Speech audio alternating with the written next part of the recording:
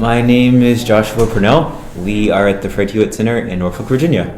With blues, right? Like you had like African Americans who weren't really in dance studios. They were either in juke joints or bars or in their houses, just simply wanting to dance with their loved ones. And often in those spaces, there wasn't much space, and so you didn't have like much space to really get around. And also, you like this person, no different than like being in the club today. You want to be close with them, and so you're connecting with them, and you're just moving and traveling, pretty much walking, which is why there are no steps, because you're walking, and you just express the music together.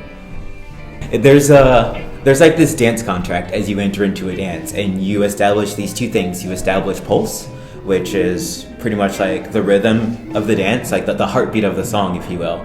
And then you establish the tone, like how does the music feel? How does it sound? Like, is it upbeat? Is it gentle? Is it intense? You know? And you articulate that with how you connect and compress with your partner. And once that's established, you both express what you hear. But since you have those two terms, you're connected and everything just flows. My name's Tom Norris. I'm here with the, I guess it's the Hampton Roads Blues dancing community. And we're just dancing. So I was doing a portrait of my friend Josh that I met at a dance lesson. It was a swing dance lesson that another friend was hosting, and I went to it, and I saw Josh, and he's just such a iconic kind of looking person, and just very interesting. He was like dancing. He's like, just seemed to move around the room, and I was like, I wanted to take his portrait, and so I do portrait photography, and so I asked him if I could take his picture. He was kind enough to let me do that, and we got these amazing portraits from it. It kind of blossomed. He invited me to go to some blues dancing lessons because he said that I had shared my artwork with him. He wanted to share his artwork with me, and so I was like, why not? And it really has been a journey, an incredible journey.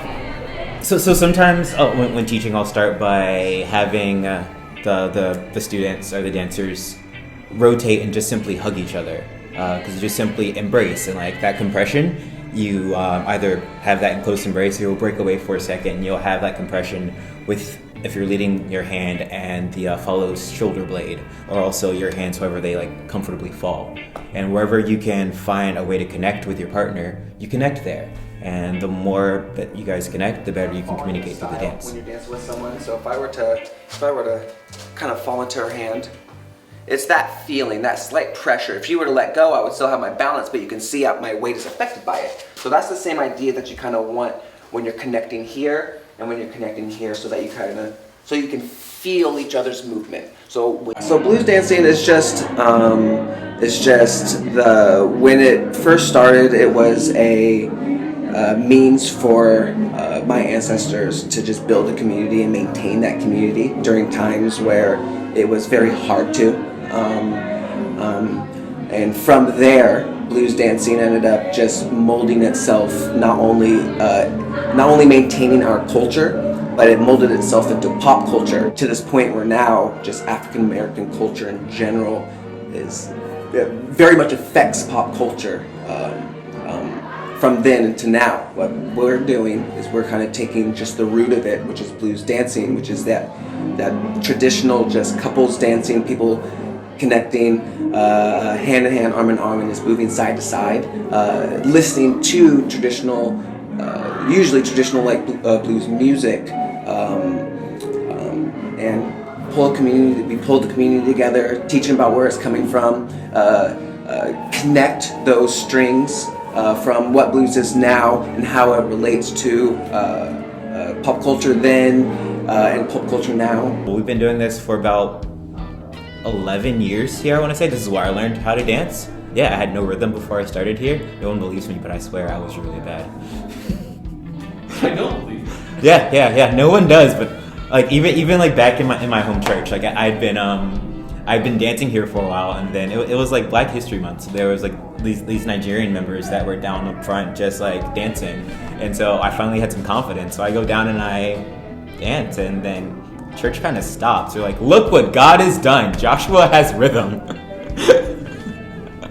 What's cool about blues dancing is that because it started at the very beginning, it strips away all the bells and whistles of what pop culture has done throughout time. And what we recommend or what we let people know is that bring in your dancing, because what blues will do is we can strip away your dancing and show you that core of what it is. So you mentioned breakdancing. If you start stripping away breakdancing, it becomes tap dancing. You start taking away tap dancing, it becomes Charleston. So you start peeling things away. You'll start finding those through lines things, and that's how people can work on their dancing. And dancing has been like such a part of my growth as a person. It's helped me. It's almost been like a therapy for me. I've learned how to like step out of like depression and stuff like that. And now I got friends that call me up and say, "Are you going tonight? Are you going to be at the dance?" It's easy to stay home and just want to disconnect from everything, but then you got this thing like that. You get out and it doesn't let you. It's like, all right, I'm gonna go out. I may not be in a great mood or whatever, but you just go out and you just be yourself, and it's okay. And everyone's pretty cool with it.